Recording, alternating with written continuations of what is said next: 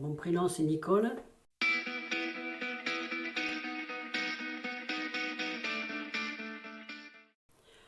Je me décrirais comme quelqu'un de banal, rien d'exceptionnel. Je suis assez mouton, pas tellement rebelle. Voilà. Et pourtant, pour ma vie je suis rebelle, mais après je suis obéissante. Voilà. J'accepte les choses comme elles sont. Oh, je pense que j'en ai pas de défauts.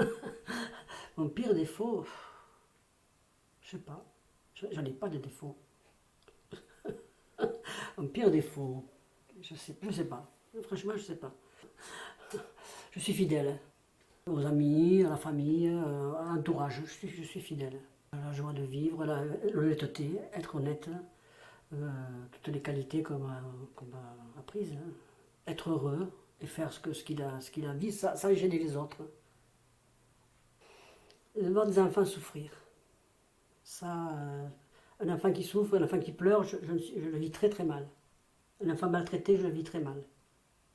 Il m'est arrivé d'entendre des parents frapper les enfants, d'entendre un enfant crier, je le vis très très mal, très mal. C'est une souffrance. Voilà, c'est une souffrance. Et puis que je vois aussi des gens malheureux, ça me perturbe, ça me perturbe. Surtout les enfants. Bon, je reviens à ça, hein. Moi, je n'ai pas eu, hein, mais je reviens toujours à ça. Ça, alors, ça, on ne touche pas aux enfants. Je ne sais pas que j'ai pas pu, hein, j'ai pas voulu en avoir. J'ai pas voulu en avoir. Quand j'étais plus jeune, je voulais vivre. Hein. Je voulais aller au cinéma, je voulais au théâtre, je voulais sortir. Et quand j'ai eu 60 ans, je me suis dit, maintenant, je serais prête à avoir un enfant. C'était trop tard, bien sûr. Mais, à 60 ans, j'aurais bien aimé avoir un enfant. Voilà, c'est tout. J'étais prête hein, à passer du temps, à m'en occuper. Mais avant, non, avant, je voulais surtout pas ni avoir un mari non plus. Hein. Je voulais être libre. Je ne veux pas avoir d'animaux. Même maintenant, je ne veux pas d'animaux. Hein, pour être libre. J'ai un camion aménagé, je m'en vais quand je vais en Bretagne, je vais être libre. Mon entourage, hein, le fait il y a 2 ou 3 jours, on a fait de la musique avec des amis chez moi, on a fait un bœuf à 5 ou 6 musiciens, voilà, c'était super, super, super. Eh ben, j'aime le théâtre, j'aime la danse, hein. Pas la danse de salon. Hein. Bon, j'allais à l'opéra voir des danses, j'aime le théâtre, hein, la musique, hein, c'est pas nouveau. J'aime lire. Hein. Bon, euh, j'aime être avec des amis, les vrais, partager. Partager avec des amis, c'est formidable. Voilà. Et mon rêve, c'était d'apprendre la musique. Parce que toute seule, je me chantais des chansons, mais comme je ne savais pas écrire la musique, je ne pouvais pas l'écrire. Et après, je ne me rappelais plus. J'ai des airs, je composais des airs, si vous voulez, des guillemets. Hein. Mais quand je voulais les retrouver, je ne les retrouvais plus. Alors j'ai dit, il faut que j'apprenne la musique. Et je travaillais, donc j'avais une vie assez active. Et avant de prendre la retraite, quand j'ai pris la CPA, cessation progressive d'activité, à 55 ans, je dis je vais m'inscrire à l'école de musique de Metz. Je suis allé voir monsieur, enfin, le directeur de l'époque, et je lui ai dit je voudrais m'inscrire, je voudrais apprendre à jouer du tambour. Alors il me dit mais s'il n'y a pas de cours de tambour, il y a des cours de batterie. Je dis bon, d'accord, avec ça j'arriverai à quelque chose. Et j'ai commencé donc à 55 ans à apprendre le solfège et la batterie. Je faisais partie de l'harmonie. Bon. Et puis un jour, des amis sont venus me dire tu ne pourrais pas venir faire la caisse claire avec nous dans un groupe, hein, une banda. Je dis bah, jamais fait, mais pourquoi pas. Alors on s'est retrouvés à Saint-Georges-d'Orc dans un groupe et il y avait Didier Arnaud aussi qui venait. Didier il me dit tu veux pas qu'on crée un groupe à Metz? Je dis ben oui, oui. Et alors on a commencé à créer un groupe. Alors un jour je prends un bateau avec Didier Arnaud et ces 3 enfants, je les amène au TOC. Et là, j'ai trouvé un hippocampe. Alors je l'ai pris, alors je dis aux enfants, faites un trou, on va mettre l'hippocampe et il va nager là. Alors ils l'ont regardé, ouais, ils étaient contents. Et Didier il me regarde et me dit, pourquoi on n'appellerait pas le groupe les hippocampes? J'ai dit, ok, ça marche. Voilà pourquoi le groupe s'est appelé les hippocampes. Un jour j'ai fait un stage d'une semaine ou 10 jours. C'était un stage fanfare et cirque. C'est super, super, super. Que des jeunes, bien sûr, moi je ne suis pas jeune, mais enfin, j'étais avec eux et c'était super, ils étaient bien ces jeunes. Et je suis tombé à l'adoration devant un tuba, le tuba. Et je dis, je vais apprendre ça. J'ai acheté un tuba, j'ai acheté une méthode, et je me suis mise au tuba toute seule. Et puis je me suis aperçu que je manquais, il fallait qu'un professeur m'explique Je manquais pour les lèvres, pour pincer l'embouchure. Alors je suis allé au conservatoire, parce que là je prenais des cours de tambour de joute, de tambour de languedocien, et j'étais à la secrétariat, j'ai dit est-ce que le professeur de Fognon voudrait bien me prendre, parce qu'en priorité il prenait les enfants, hein, s'il voulait bien me prendre pour apprendre l'embouchure. Ah mais il n'y a pas, par contre il y a le trombone. Hein. Alors le prof de trombone a dit ok qu'elle vienne. Il m'a montré un peu, c'est la même embouchure. Il m'a dit, mais pourquoi vous n'essayez pas le trombone? Je lui ai dit, je ne sais pas si je saurais, moi, c'est difficile le trombone.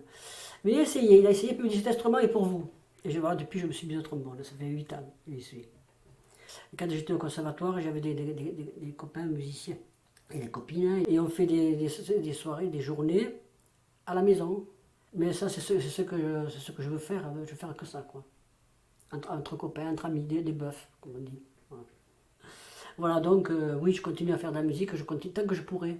Tant que j'aurai le souffle pour souffler dans l'instrument, parce que le trombone, il faut du souffle. Plus ça va, plus c'est dur. Les lèvres, dès que je reste une semaine sans jouer, j'ai plus de lèvres, il faut que je recommence à les muscler. Bon, voilà. Dans ma vie, j'ai eu affaire à des gens qui psychologiquement étaient pas bien. Et j'ai appris à me dominer, surtout ne pas répondre, à ne pas les exciter. Voilà, donc j'ai appris à me taire. Et à me taire pour justement éviter le conflit, éviter...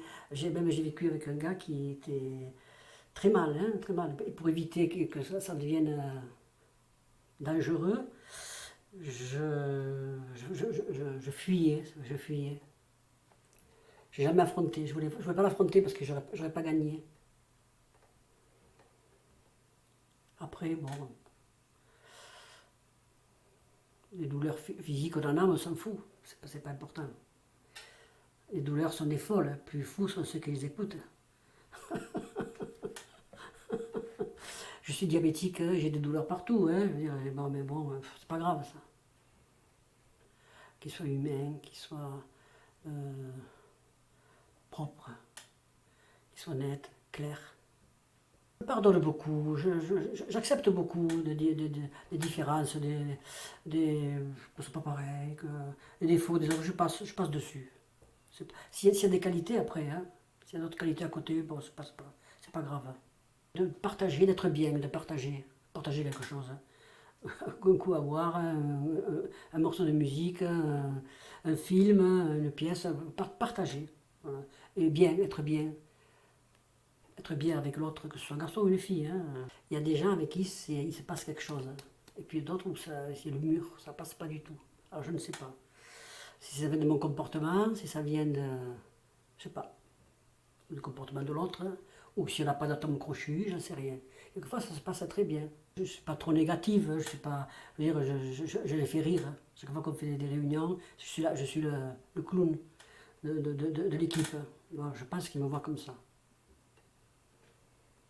Bon, les valeurs humaines, hein, les valeurs oui, les valeurs humaines, l'honnêteté, la franchise. L'argent n'a pas de valeur pour moi. Il en faut, j'en ai. Enfin, j'en ai. C'est pour vivre, mais bon, ça, pour moi, ça n'a pas de valeur. C'est pas ça le principal. Je pourrais très vivre dans un 10 mètres carrés sans rien. Sans rien. Mais avec des amis, quand même, des relations, pas. Je suis pas un ermite, hein. On n'a pas besoin de trop de choses. Hein. Je vois, je râle quand je vois les placards pleins, je dis, c'est plein ça. Ça sert à rien. J'ai toujours cherché à passer quelque part. Donc pour le travail, je me suis inscrite, j'ai travaillé pour réussir. Je suis partie à Paris, je devais avoir 30 ans, à 30 ans. Et j'allais au théâtre, j'allais à l'opéra aussi, des ballets, écouter de la musique. Bon, voilà. J'avais des amis peintres et sculpteurs et j'allais beaucoup dans les galeries, assister au vernissage, puis bon, tout un tas de choses comme ça. Il y a plein de choses à faire à Paris. Hein. Je me suis plu partout. À Metz, j'étais bien. À Montagnac, j'étais bien. Ici, maintenant que je suis revenu à Metz, je suis bien. À Lunel, j'étais bien. À Frontignan, j'étais bien. Quand on est bien dans sa tête, je crois qu'on est bien partout. Hein.